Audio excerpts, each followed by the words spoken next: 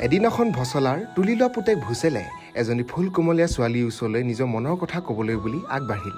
আহকচোন চাওঁ পাছলৈ কি হয়। প্লাষ্টিকৰ ফুল কোনে দিয়ে? মোক পতাব হলে বেলেগ কিবা কৰিব লাগিব। আৰু এইষাৰ কথাই ভুচেলৰ মূৰৰ চুলিৰ পৰা ভৰি নোমলৈকে হিলাই পঠিয়ালে। তোক তাই এনেকে কৈ দিলে? এনেকে কৈ দিলে দে তোক এটা মই আইডিয়া দিম, আৰু সেই আইডিয়াটোৰ মতে যদি তই কাম কৰ তাই তোৰলে 100% পতিব।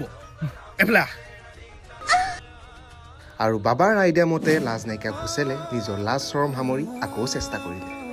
হে কিউটি, মইতো তোমাক এবাৰ পতাইহে এৰিম, তুমি মোক না কৰিবই নোৱাৰা। মই তোমাক এবাৰ এনেকুৱা এডোখৰ ধুনীয়া জেগালৈ লৈ যাম নহয়, তুমি মোক মুঠতে ভাল পাবই লাগিব। কলে নিবা? শুনা, মে মাহৰ 1, 2, 3, 4 আৰু 22, 23, 24, 25 আমি বানাৰস গৈ আছো।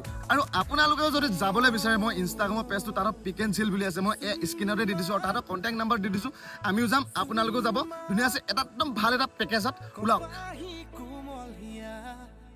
আজি যেন উৰণীয়া বিচাৰি মৰমৰে এই বুকুৰ ৰঙা নীলা